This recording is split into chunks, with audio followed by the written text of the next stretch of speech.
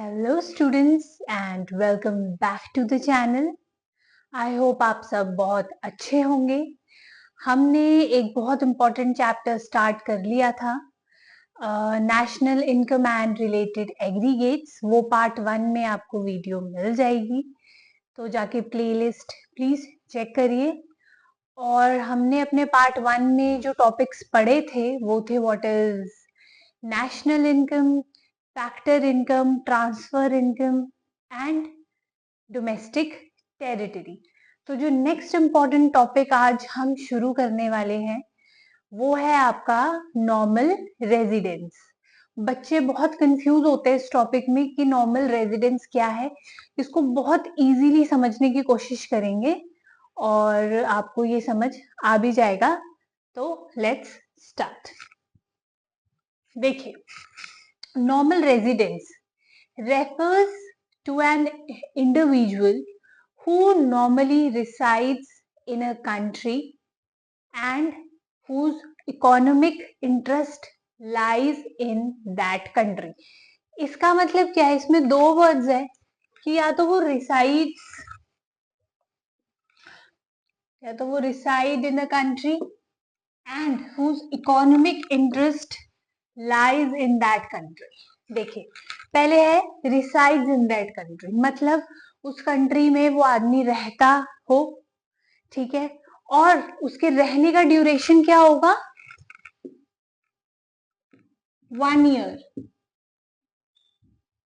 ठीक है। 1 साल या 1 साल से ज्यादा वो उस देश में अगर है तो इसका मतलब वो भारतीय नागरिक है। भारत की बात कर रहे हैं हम, ठीक है, भारतीय नागरिक है, या फिर वो किसी और कंट्री का, किसी फॉरेन कंट्री का रेजिडेंट कहलाया जाएगा। लेकिन इसके साथ एक कंडीशन और है कि उसका इकोनॉमिक इंटरेस्ट उस कंट्री में होना चाहिए। Economic interest means, economic interest का मतलब ये है कि उसकी सेविंग्स, उसकी अर्निंग्स एंड उसकी स्पेंडिंग्स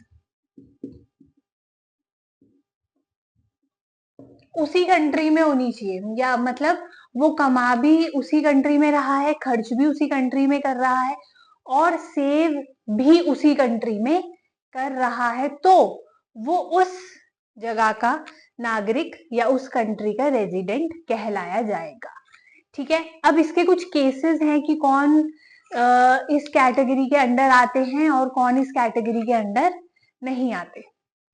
तो पहला है, कोई भी बाहर का आदमी, फॉरेनर ही कहलाया जाएगा वो, ठीक है, जो मेडिकल ट्रीटमेंट के लिए किसी कंट्री में आया है, फॉर अ हॉलीडे वेकेशन किसी कंट्री में आया है, ठीक है, किसी ट्रीटमेंट, मेडिकल ट्रीटमेंट के लिए आया है या पढ़ाई के लिए आया है, वो लोग आपके नॉर्मल रेजिडेंस में नहीं आते। Because if they are living in that country for more than 1 year, 1 साल से ज्यादा भी अगर वो उस कंट्री में है, still their economic interest does not lie in that country. उनका इकोनॉमिक इंटरेस्ट उस कंट्री में लाई नहीं करता। मान लीजिए कि मैं पढ़ने फॉर स्टडी पर्पस में कनाडा शिफ्ट हो गई, ठीक है, मैंने वहां पे 3 इयर्स का कोर्स किया है और 5 इयर्स का कोर्स किया है, ठीक है। तो ऐसे तो मैं 1 साल से ज्यादा वहां रह रही हूँ, तो मतलब मैं रेजिडेंस वहां की होनी चाहिए, है ना। लेकिन क्योंकि मेरा इकोनॉमिक इंटरेस्ट वहां पर लाई नहीं करता है, तो मैं वहां की रेजिडेंस नहीं कहलाऊंगी, ठीक है। या मेरा कोई 6 मंथ्स का कोर्स है, या मेरा 1 मंथ का कोई कोर्स है, या मैं छुट्टियों पे जा रही हूँ, वेकेशंस पे जा रही हूँ, तो मैं वहां की रेजिडेंस नहीं कहलाऊंगी। नेक्स्ट है international organisation such as IMF, ठीक है, वर्ल्ड हेल्थ ऑर्गेनाइजेशन, ठीक है, ये आपकी नॉर्मल रेजिडेंस में नहीं आती। लेकिन but however Indian working in that organisation would be taken as normal residence of India. अगर IMF का कोई हेडक्वार्टर्स यहाँ पर है और भारतीय वहां काम कर रहे हैं, तो वो ऑब्वियसली 1 साल से ज्यादा यहाँ काम करेंगे, ठीक है। और उनका इकोनॉमिक इंटरेस्ट भी यहीं पे लाई करेगा, तो वो नॉर्मल रेजिडेंट्स कहलाए जा सकते हैं, लेकिन वो ऑर्गेनाइजेशन नहीं कहलाई जाएगी नॉर्मल रेजिडेंट्स के अंडर। नेक्स्ट, आपका ऑफिशियल्स, मेंबर्स जो आर्म्ड फोर्सेस में होते हैं, वो भी आपके नॉर्मल रेजिडेंट्स नहीं कहलाते। वो उसी देश के नॉर्मल रेजिडेंट्स कहलाए जाएंगे जिस देश की वो आर्मी है। अगर Indian army is posted in some other country, for example अगर इंडियन आर्मी किसी और कंट्री में पोस्ट की जा रही है फॉर सिक्योरिटी पर्पसेस और वो 1 साल से ज्यादा वहां पर है, बट स्टिल वो इंडियन आर्मी ही कहलाई जाएगी, भारतीय रेजिडेंट्स ही कहलाए जाएंगे, ना कि उस देश के जहां पर वो पोस्टेड है। आई होप आपको ये क्लियर होगा। एक बार फिर से रिवाइज कर लेते हैं। नॉर्मल रेजिडेंट्स कौन होते हैं? नॉर्मल रेजिडेंट्स आपके वो लोग होते हैं जो 1 साल से ज्यादा किसी कंट्री में रिजाइड कर रहे हैं, प्लस देयर इकोनॉमिक इंटरेस्ट उनका उसी कंट्री में लाई करता है। ठीक है, इसमें कौन से लोग नहीं आते हैं? वो लोग या वो फॉरेनर्स जो holiday purpose, studying purpose, medical treatment, ठीक है, या कोई डॉक्यूमेंट्री फिल्म शूटिंग के लिए किसी देश में आए हो और मोर देन 1 ईयर से ज्यादा रुक रहे हैं, लेकिन उनका इकोनॉमिक इंटरेस्ट नहीं है उस कंट्री में, तो वो वहां के रेजिडेंट्स नहीं कहलाएंगे। सेकंड पॉइंट, इंटरनेशनल ऑर्गेनाइजेशंस भी इसके अंडर नहीं आती। थर्ड, आर्म फोर्सेस जो कि कहीं और पोस्टेड है, किसी और कंट्री में पोस्टेड है, तो वो उसी देश की आर्म फोर्सेस कहलाएंगी जहां की वो है, ना कि जहां वो पोस्टेड है वहां की। आई होप आपको अब ये क्लियर हो चुका होगा। नेक्स्ट टॉपिक अब हम स्टार्ट करते हैं।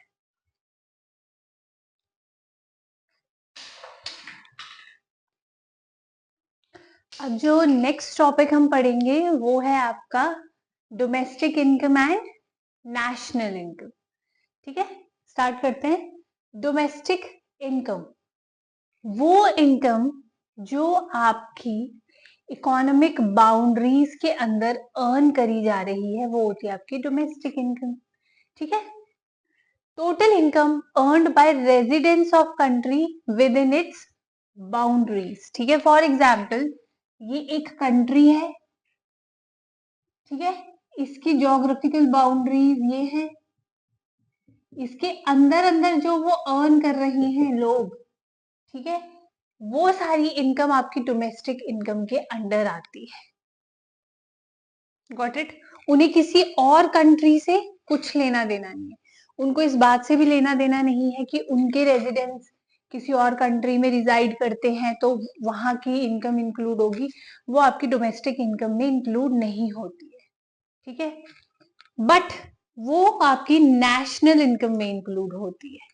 ठीक है, all residents including those who live abroad, वो लोग जो आपके भारत में रहते हैं, इंक्लूडिंग वो भारतीय जो अब्रॉड में रहते हैं और रेजिडेंट है वो इंडिया के। ठीक है, वो आपके नेशनल इनकम में इंक्लूड होता है। सेकंड, ये एक टेरिटोरियल कॉन्सेप्ट है, मतलब टेरिटरी के अंदर ही हम ये चीज पढ़ रहे हैं ना, टेरिटरी से या बाउंड्री से बाहर तो हम नहीं जा रहे डोमेस्टिक में। ठीक है, तो वो एक टेरिटरी कॉन्सेप्ट है। नेक्स्ट है नेशनल कॉन्सेप्ट है, बिकॉज हम नेशन की बात कर रहे हैं यहाँ पर, इंक्लूडिंग कंट्री और कंट्री से बाहर भी। थर्ड पॉइंट है सिर्फ डोमेस्टिक करेंसी में डील करता है। जब हम अब्रॉड या फॉरेन कंट्री से हमें कुछ लेना ही नहीं है, कुछ लेना देना ही नहीं है, तो उनकी करेंसी को हम क्यों इंक्लूड करेंगे डोमेस्टिक करेंसी में? हम डोमेस्टिक करेंसी जो हमारी रुपीज है उसी में ही कैलकुलेट करेंगे। इसमें डोमेस्टिक प्लस फॉरेन करेंसी दोनों को इंक्लूड किया जाता है, बिकॉज कुछ इंडियंस ऐसे होंगे जो आपकी फॉरेन करेंसी में अर्न कर रहे होंगे, तो नेशनल इनकम उनकी फॉरेन करेंसी की अर्निंग्स पर कैलकुलेट की जाएगी।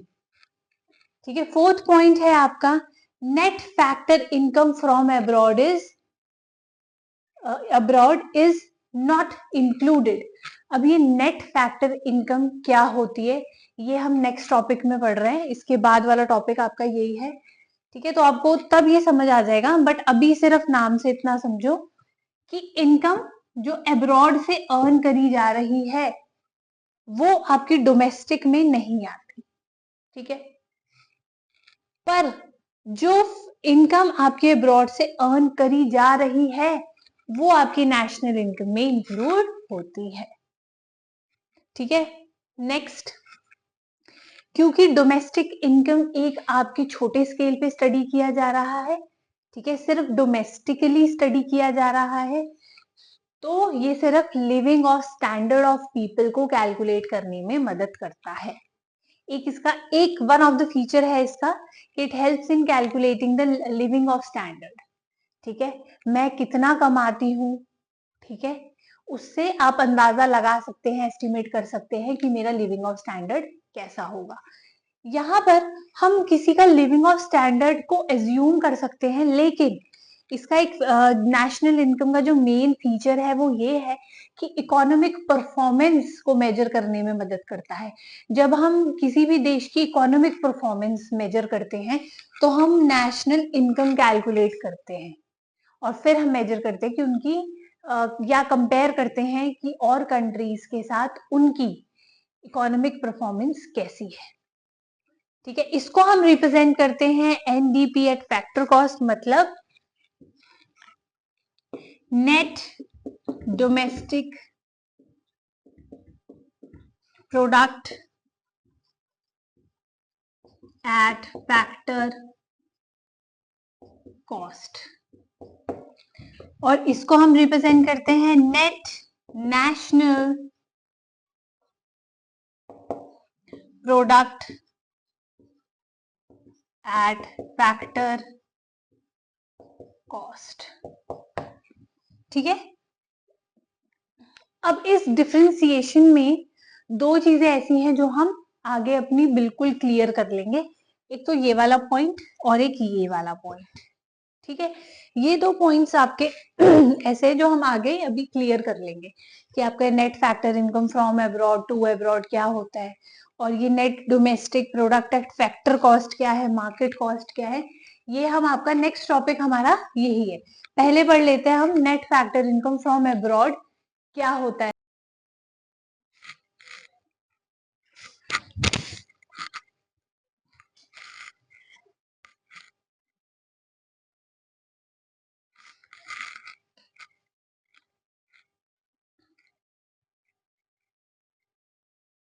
अब आपका जो नेक्स्ट इम्पॉर्टेंट टॉपिक है वो है NFIA, net factor income from abroad. बहुत इंपॉर्टेंट टॉपिक है ये भी। ठीक है, तो इसको समझने की कोशिश करते हैं। Net factor income from abroad क्या होता है। इसमें जो कंफ्यूजन मेनली है ना वो फ्रॉम की है और टू की कंफ्यूजन। ये फ्रॉम क्या है और टू क्या है। फ्रॉम का मतलब है आपका कि हमें कहीं से मिला, किसी से मिला। ठीक है, आई रिसीव्ड फ्रॉम राम, मुझे राम से मिला। ठीक है, और टू का क्या मतलब है, आई पेड टू राम, मैंने राम को पे किया। ठीक है,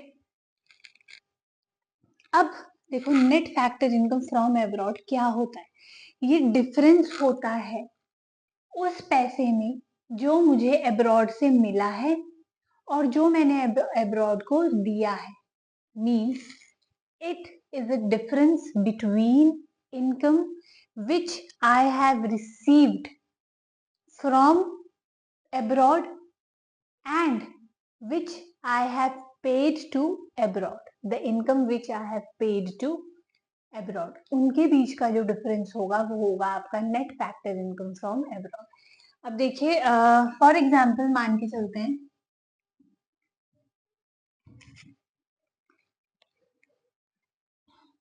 ये राम है, ठीक है,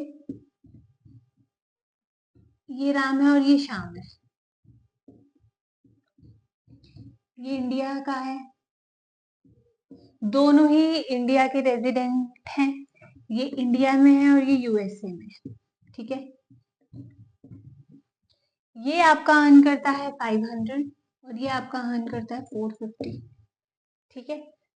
अब मुझे इन दोनों का NFIA निकालना है, मतलब net factor income from abroad. मैं इन दोनों से कैसे निकालूंगी, ठीक है। तो मैं क्या करूंगी, इसको इसकी इनकम से माइनस कर दूंगी, मतलब राम की इनकम को श्याम की इनकम से माइनस करना है। राम की थी 500 और इसकी थी 450, तो मेरे पास आंसर आ गया 50 रुपीज, जो है NFIA। समझे आप बात को, ठीक है।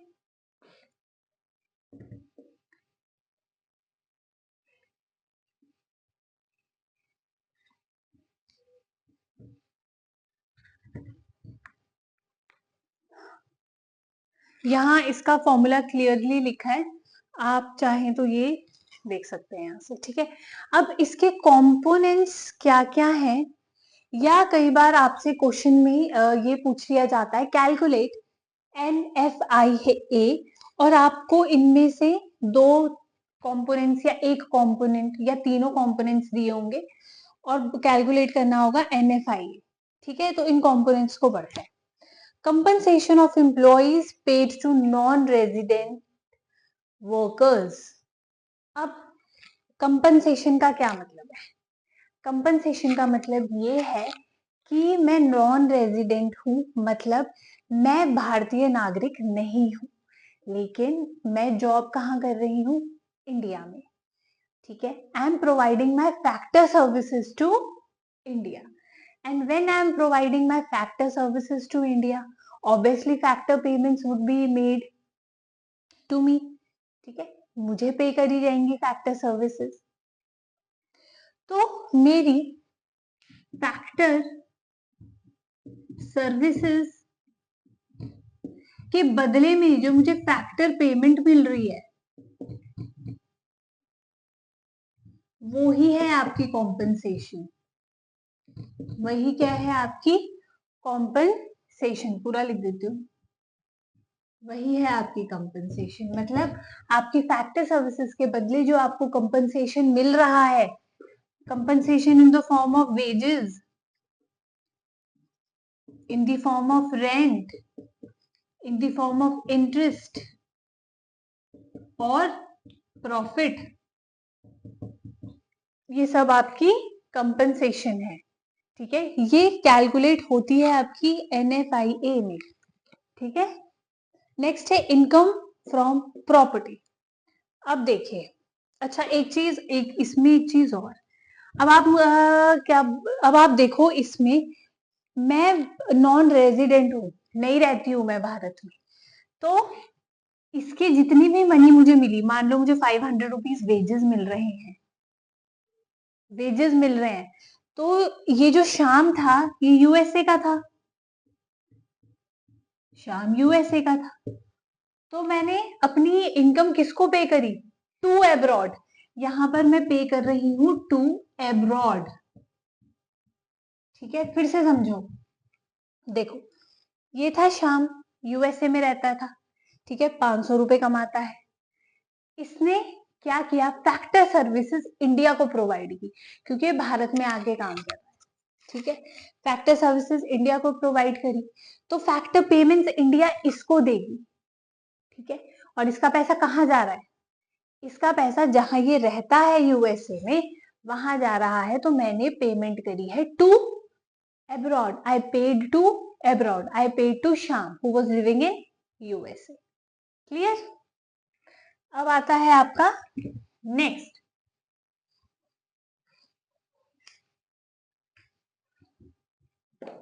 ठीक है। अब यही एग्जाम्पल वाइसा वर्सा भी हो सकता है कि हमारा जो राम था, ये रहा राम, ये 500 रुपए अर्न करता था, इंडियन है,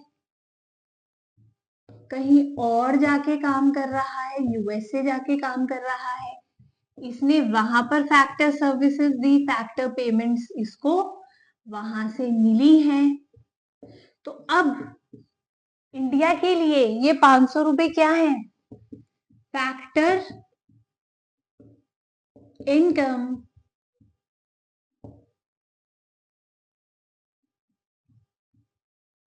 paid from abroad. From abroad मतलब अब मुझे फैक्टर इनकम एब्रॉड से मिल रही है। इंडिया के लिए कि factor income paid from abroad होगी। अब आपका सेकंड पॉइंट जो है वो है income from property. Income from property, वो इनकम जो मुझे प्रॉपर्टी से मिल रही है। ठीक है, प्रॉपर्टी मतलब बिल्डिंग, कंपनी, कुछ भी। ठीक है, इसको भी एग्जाम्पल से ही समझते हैं कि एक आदमी, मैं हूं, ठीक है, ठीक है, I am a human being. तो मैंने क्या किया, मैं इंडिया की रेजिडेंट हूँ, इंडिया में रहती हूँ, भारत में रहती हूँ, लेकिन मेरा मन किया कि I should buy a flat और I should buy a house in London और wherever you feel like. ठीक है, वहां पर मैंने घर खरीदा। अब जब मैंने घर खरीदा तो अब मैं चाहती हूँ कि वो बंद ना रहे। ठीक है, तो मैंने उसको आगे रेंट बेसिस पे दे दिया। मैंने लंदन में एक घर खरीदा। ठीक है, अब मैंने वो रेंटल बेसिस पे दे दिया है, रेंट पे दे दिया मैंने ये घर। ठीक है, अब इसका पैसा जो है वो मुझे भारत में मिल रहा है। ठीक है, क्योंकि मैं तो भारतीय हूँ और मैं भारत में रहती हूँ, तो इसका पैसा मुझे भारत में मिल रहा है।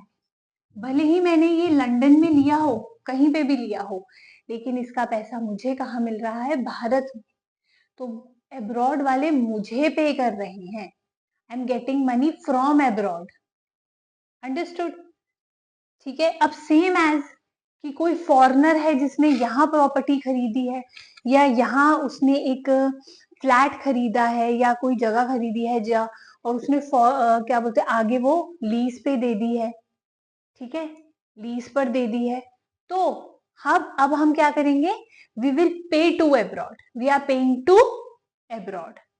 अंडरस्टूड? फ्रॉम एंड टू का कॉन्सेप्ट यहाँ कंपोनेंट से बहुत अच्छे से क्लियर हो जाएगा। नेक्स्ट है retained earnings. You must have heard this word, retained earnings. Accounts में शायद आपने ये पढ़ा होगा, इसको देख लेते हैं। रिटेन अर्निंग्स क्या होता है? Retain earnings means a part of profit that is not being spend by you.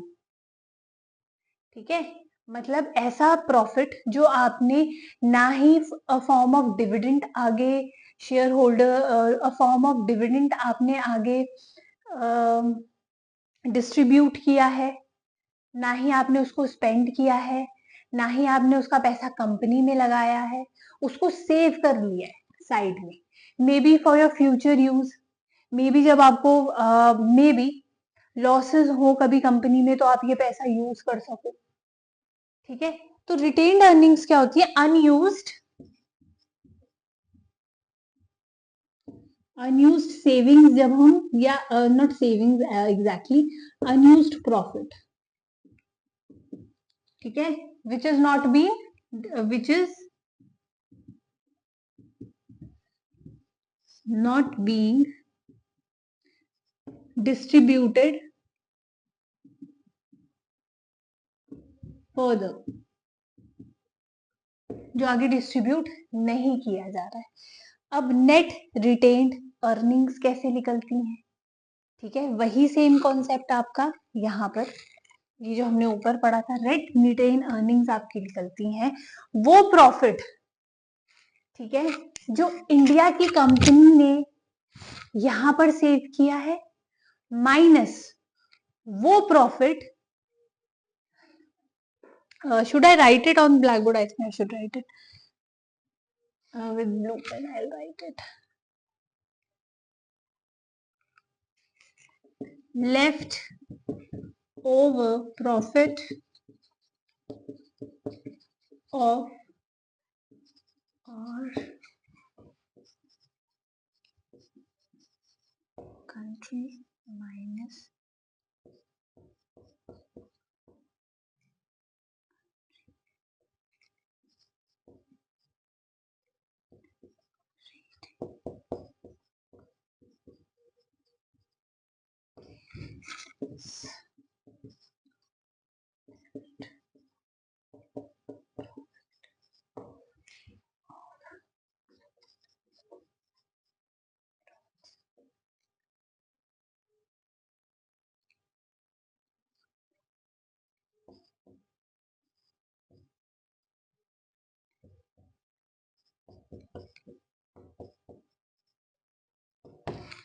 देखिए क्या मतलब है इसका, left over profit of our country operating in abroad, वो कंट्री जो भारत की है लेकिन सेटअप कहाँ है, अब्रॉड में, माइनस वो कंपनी जो कि आपकी अब्रॉड की कंपनी है और भारत में सेटअप है।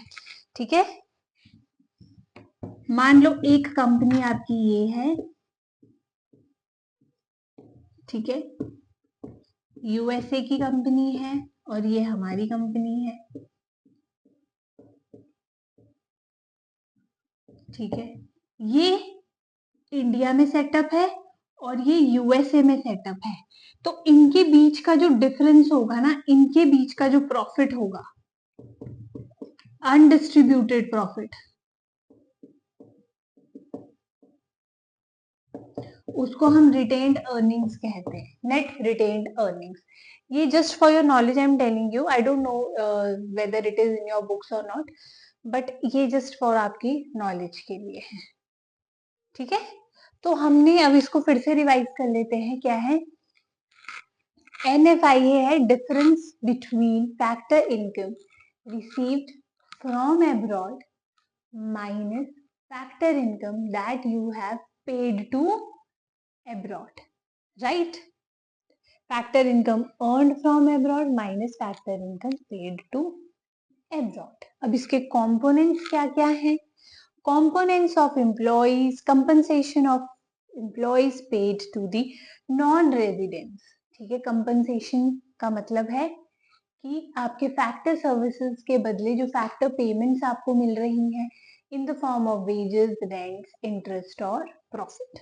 ठीक है, इनकम फ्रॉम प्रॉपर्टी, इनकम आपकी चाहे अब्रॉड में हो या अब्रॉड की इंडिया में हो, अब्रॉड फॉरेनर्स की इंडिया में हो, वो चाहे तो अपनी प्रॉपर्टी जब रेंट पे देते हैं तो उसकी पेमेंट भी या तो वो हमें करेंगे या हम उनको करेंगे।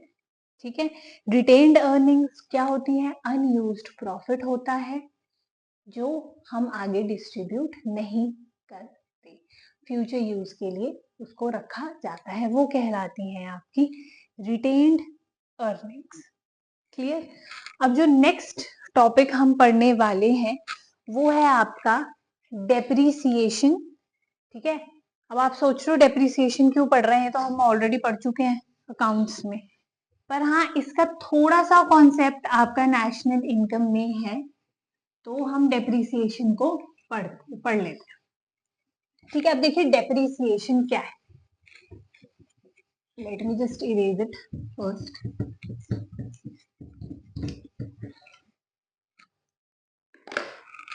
डेप्रीसिएशन क्या है, डेप्रीसिएशन है आपका decrease in the book value of an asset with time.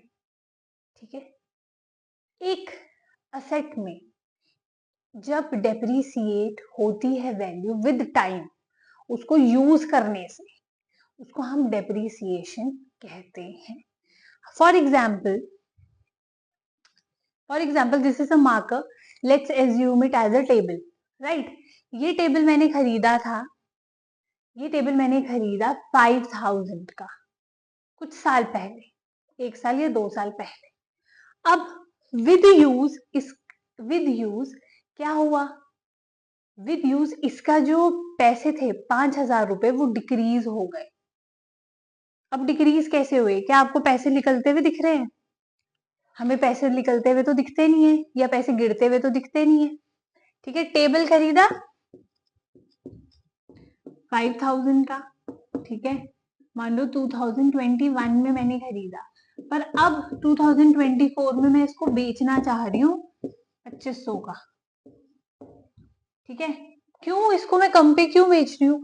मैं इसको कम पे इसलिए बेच रही हूँ क्योंकि विद टाइम, ठीक है, आपकी चीज खराब होती है। ठीक है, with time out of fashion होती है, इसलिए विद टाइम उसमें रिपेयरिंग कराने की जरूरत पड़ती है, तो इसलिए उसकी वैल्यू धीरे धीरे कम होती रहती है। That is called your depreciation. अब इसका क्या लिंक है हमारे इस चैप्टर के साथ? इसका इस चैप्टर के साथ ये लिंक है कि when we will calculate the net value and the gross value, depreciation will be calculated, will be added और सब्ट्रैक्टेड अकॉर्डिंगली। ठीक है, तो I have written the names for you.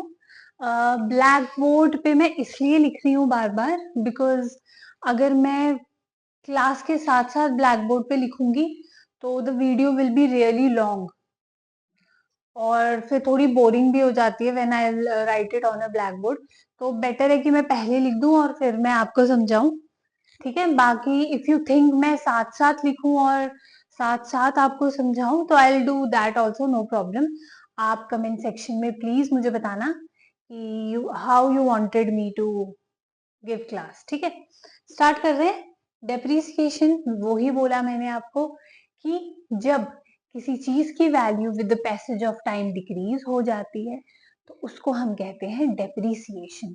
It is not necessary कि examiner आपको depreciation ही लिख के देगा, कुछ और भी दे सकता है। तो उसके अदर नेम्स ये हैं, इन नेम्स अलग है लेकिन मतलब वही है, डेप्रिसिएशन।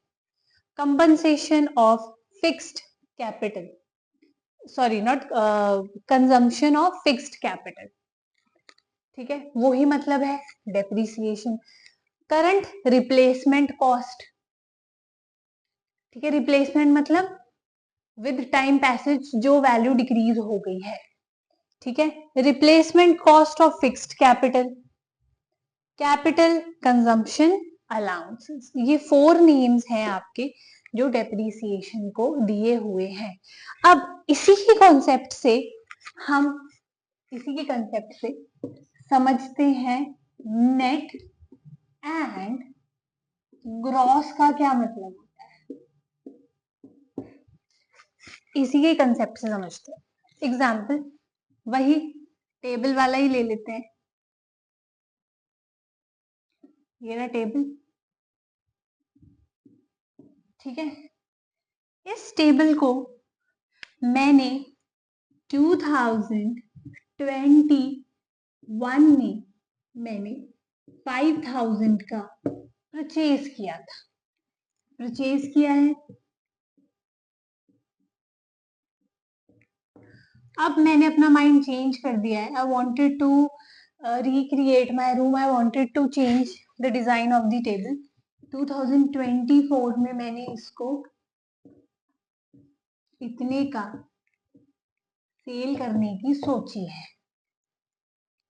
ठीक है, बिकॉज टाइम के साथ ये आउट ऑफ फैशन हो चुका है, थोड़ा सा खराब हो चुका है, स्क्रैचेस आ चुके हैं, तो इसमें जो वैल्यू बीच में डेप्रिसिएट हो गई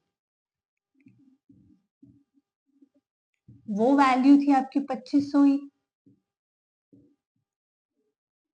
ये मेरी डेप्रिसिएटेड वैल्यू, राइट। ठीक है, तो यही तो है आपका नेट और ग्रॉस। जब मैंने इसको खरीदा था तो ये इसकी ग्रॉस वैल्यू थी, जितने पे मैंने इसे खरीदा वो थी इसकी ग्रॉस वैल्यू, और जब डेप्रिसिएशन उसमें से माइनस हो गया तो वो आ गई इसकी नेट वैल्यू। अंडरस्टूड। एक और एग्जांपल लेते हैं ताकि आपको समझ आ जाए। ठीक है, sofa, I bought a sofa in 2023, right. I am writing the year because तब आपको पता लग जाएगा कि इतने लंबे ड्यूरेशन के बाद उसको सेल आउट कर दिया। वो आपका 15,000 का था, जब मैंने उसको परचेज किया, ठीक है। अब मैं उसको 1 साल बाद या 2025 में मैं उसको बेचना चाहती हूँ, new year is about to come, ठीक है। अब मैं चाह रही हूँ मैं नया सोफा लूं नए साल पर, तो 2025 में मैं इसको बेचना चाहती हूँ 10,000 पे, सेल कर रही हूँ मैं इसको, ठीक है।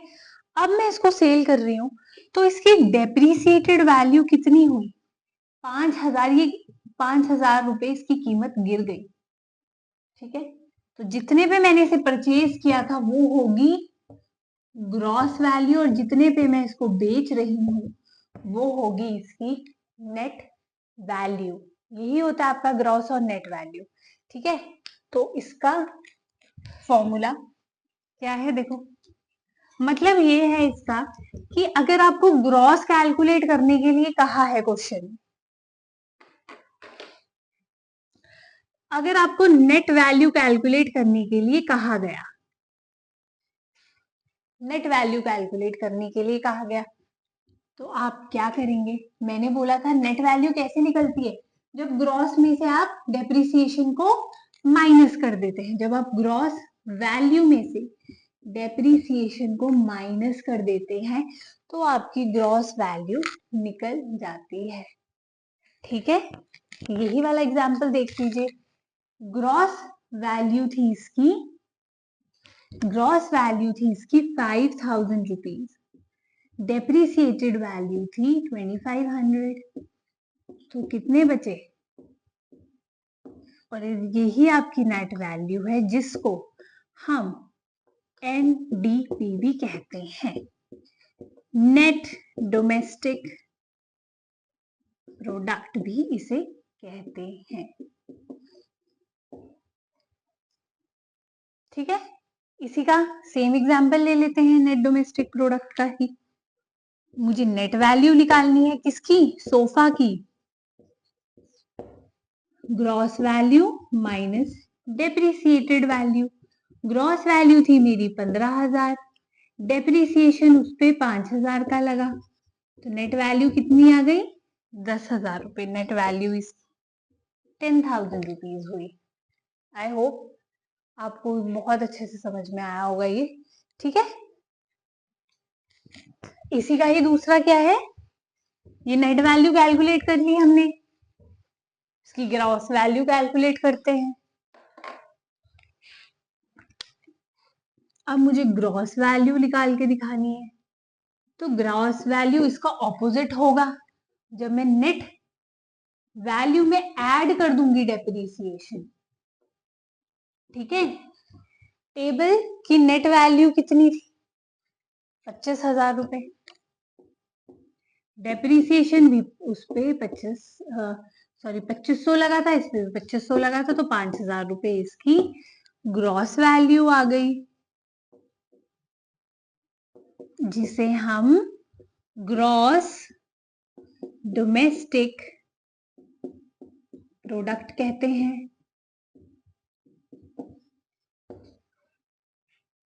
Got it. सोफे की निकाल लेते हैं, सोफे की मैं निकाल रही हूँ, क्या निकाल रही हूँ, ग्रॉस वैल्यू, तो सोफे की ग्रॉस वैल्यू क्या थी, आपका net product, net value plus your depreciation, तो मेरी नेट वैल्यू जो थी वो थी 10,000 रुपीज प्लस डेप्रिसिएशन 5,000 रुपीज का लगा था, तो आपकी ग्रॉस वैल्यू कितनी निकली, 15,000 रुपीज, ठीक है। फिर से एक बार रिवाइज करते हैं, नेट वैल्यू और ग्रॉस वैल्यू हमने पढ़ी। नेट वैल्यू का मतलब ये होता है जब मैंने वो चीज को सेल कर दिया डेप्रिसिएशन को माइनस करने के बाद, तो वो हो गई नेट वैल्यू, ठीक है। जितने पे ओरिजिनल वैल्यू जो उस प्रोडक्ट की थी वो होती है gross value, right. Original value of a product is gross value and net value is when you deduct depreciation from the original price, तो वो आपका नेट वैल्यू हो जाता है, ठीक है।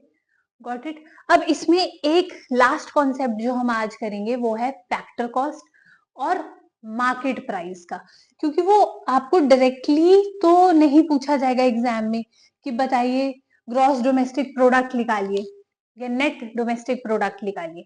एग्जामिनर आपसे पूछेंगे ग्रॉस डोमेस्टिक प्रोडक्ट निकालिए फैक्टर कॉस्ट या मार्केट प्राइस पर। तो अब ये फैक्टर कॉस्ट और मार्केट प्राइस क्या होता है, ठीक है।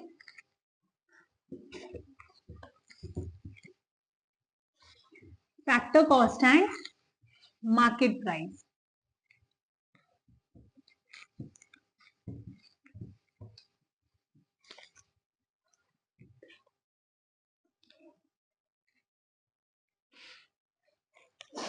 फैक्टर कॉस्ट पढ़ते हैं पहले। देखो फैक्टर, फैक्टर किससे रिलेटेड था आपका, फर्म से, फैक्ट्री से, मतलब यहाँ फर्म या फैक्ट्री की बात हो रही है। फैक्टर कॉस्ट फर्म या फैक्ट्री की बात हो रही है, ठीक है, क्योंकि आप फैक्टर सर्विसेज मेनली फर्म को ही देते हैं, ठीक है, लेबर वगैरह फर्म्स में ही आपकी जरूरत होती है। अब देखिए फर्म में क्या हुआ, टोटल कॉस्ट, ये वो कॉस्ट है जो गुड्स एंड सर्विसेज को बनाने में लगी, टोटल कॉस्ट, ठीक है। Factor cost means the total cost that is that includes your labor charges, your profit, ठीक है, मतलब मार्केट में बेचने के लिए वो प्रोडक्ट तैयार है, उसके प्राइस को कैलकुलेट करने के लिए हमने उसमें प्रॉफिट भी इंक्लूड कर दिया, जितना हमारा खर्चा हुआ वो भी इंक्लूड कर दिया।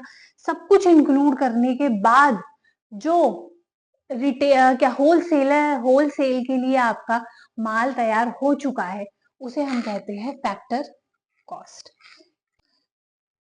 आपका फैक्टर कॉस्ट क्या होता है, total cost of producing goods and services including cost of production and profit. It means कि अब फैक्ट्री में आपका जो गुड है, जो सामान है वो बनकर तैयार हो चुका है, उसकी प्राइसिंग भी कर चुकी है फैक्ट्री, फर्म कर चुकी है उसकी।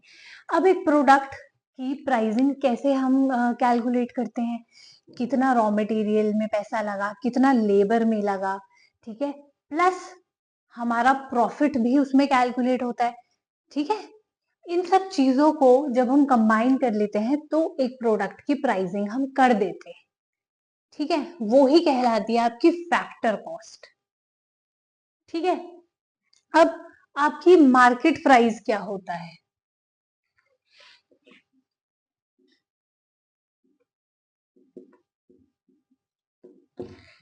The price at which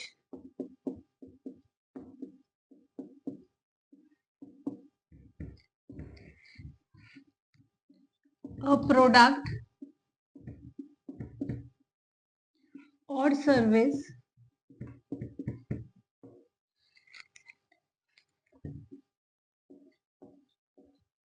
can be bought or sold। एक ऐसा प्राइस जिस पर वो प्रोडक्ट को खरीदा जा सके या बेचा जा सके। अब इन दोनों में बहुत डिफरेंस है, डिफरेंस क्यों है एग्जाम्पल से समझते हैं। एग्जाम्पल हाथ में ये मार्कर है मेरे, तो मार्कर का एग्जाम्पल ले लेते हैं।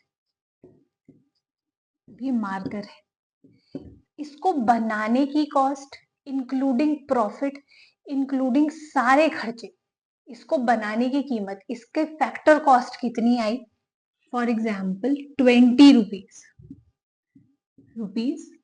20 इसकी कॉस्ट आई, ठीक है, जो है इसकी फैक्टर कॉस्ट।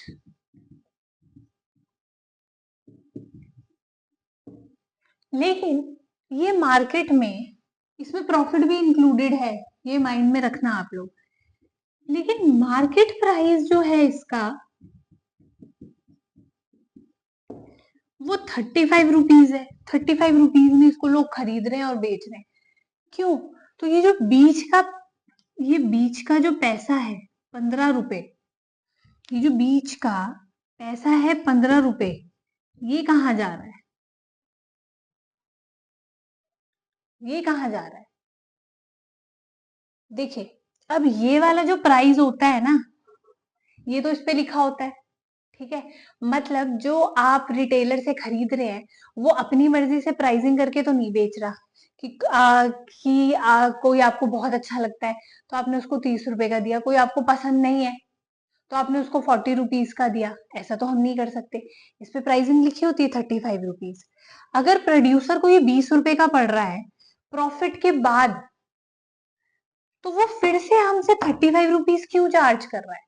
वो हमसे 35 रुपीज या ये 15 रुपीज इसलिए एक्स्ट्रा चार्ज कर रहा है क्योंकि इस पे टैक्सेस लग रहे हैं। ये 15 रुपए वो टैक्स पे कर रहा है। अब टैक्सेस वो अपनी जेब से तो पे नहीं करता, अल्टीमेटली टैक्सेस कंज्यूमर ही पे करता है, डायरेक्टली और इनडायरेक्टली, राइट। तो ये जो 15 रुपए है ये टैक्सेस हैं जो डायरेक्टली किसको जा रहे हैं? गवर्नमेंट को, ठीक है। तो ये टैक्सेस है जिसको हम बोलते हैं डायरेक्ट टैक्सेस।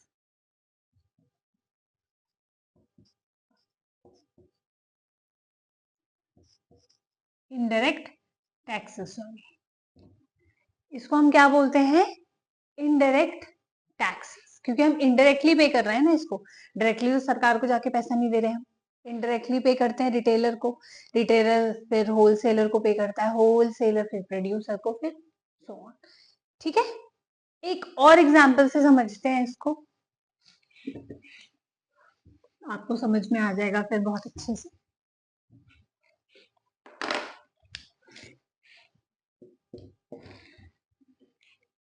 कॉफी,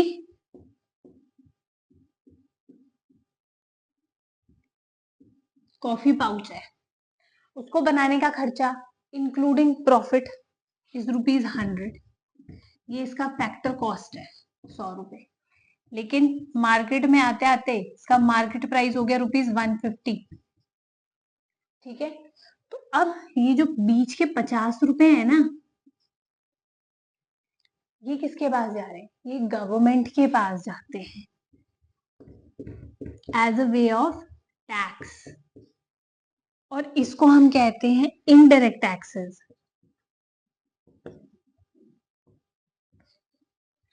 इसको हम कहते हैं इनडायरेक्ट टैक्सेस, ठीक है। Indirect taxes, understood. अब जो लास्ट टॉपिक है हमारा वो है नेट इनडायरेक्ट टैक्स। बस इसके आगे नेट जुड़ जाएगा, और उस नेट का क्या मतलब है? नेट का मतलब स्लाइटली थोड़ा सा डिफरेंट है।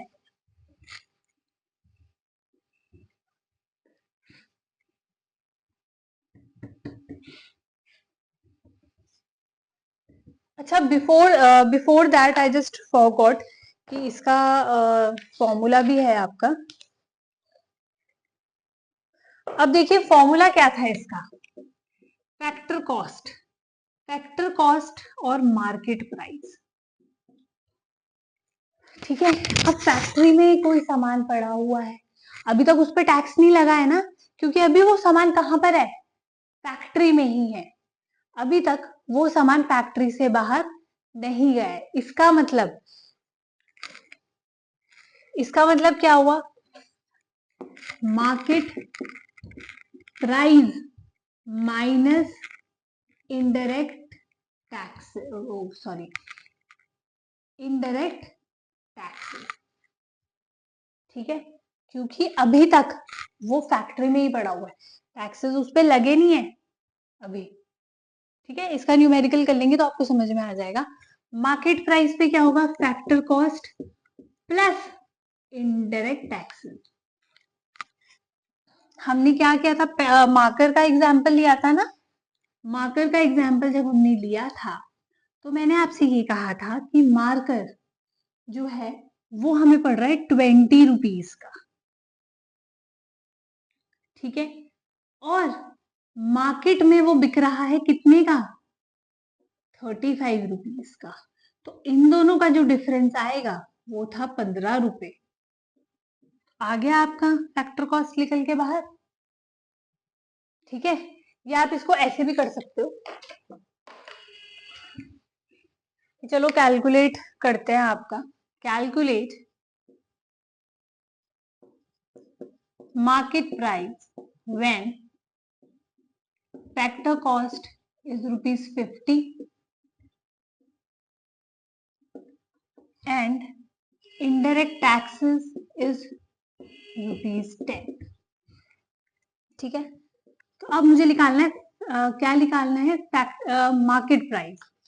मार्केट प्राइस, अब वो चीज मार्केट में आ गई है, मार्केट में आ गई है मतलब टैक्स लग गया होगा। फैक्टर कॉस्ट कितनी थी, 50 रुपए, टैक्स लग गया इस पर 10 रुपए का, तो कितना हो गया, 60 रुपए, मतलब मार्केट प्राइस अब इसका 60 रुपीज हो चुका है। Same age calculate factor cost when market price is ₹50 and indirect taxes is ₹10।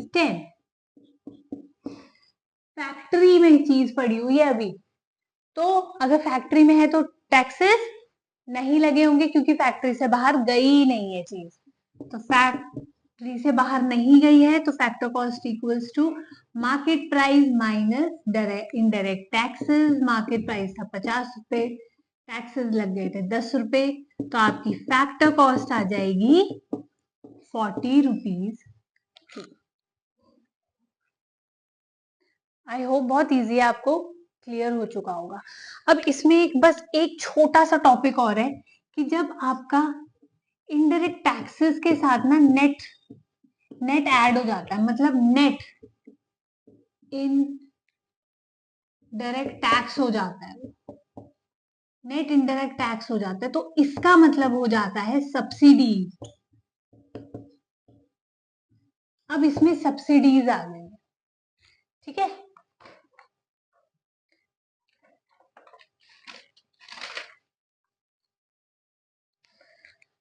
अब सब्सिडीज का मतलब क्या होता है, सब्सिडीज का मतलब होता है काइंड ऑफ डिस्काउंट। डिस्काउंट कैसे, आप एलपीजी सिलेंडर खरीदते हैं, गवर्नमेंट उस पर आपको क्या देती है, सब्सिडी देती है। मान लो 1000 रुपीज का सिलेंडर है तो उस पर 100 रुपए सब्सिडी देती, 900 रुपए का पड़ा, ठीक है। अब देखो 900 रुपए का वो आपको पड़ा है, मतलब उसकी मार्केट प्राइस कितनी थी, 900 रुपए, और उसमें से आपने क्या माइनस कर दिया, सब्सिडीज, तो वो क्या बोलते सब्सिडीज माइनस कर दिया आपने उसमें से, ठीक है। तो जब नेट इनडायरेक्ट टैक्सेस आ जाएगा, नेट आ जाएगा, तो आप सब्सिडीज को इंक्लूड या सब्सिडीज को माइनस कर देंगे। मतलब एक और एग्जांपल से समझते हैं इसको, जैसे सरकार ने आपसे 100 रुपए डायरेक्ट टैक्स 100 रुपए टैक्सेस लिए, ठीक है। अब सरकार ने सोचा कि यार 100 रुपए थोड़े ज्यादा हो गए, थोड़ी रिबेट दे देते हैं लोगों को, तो 100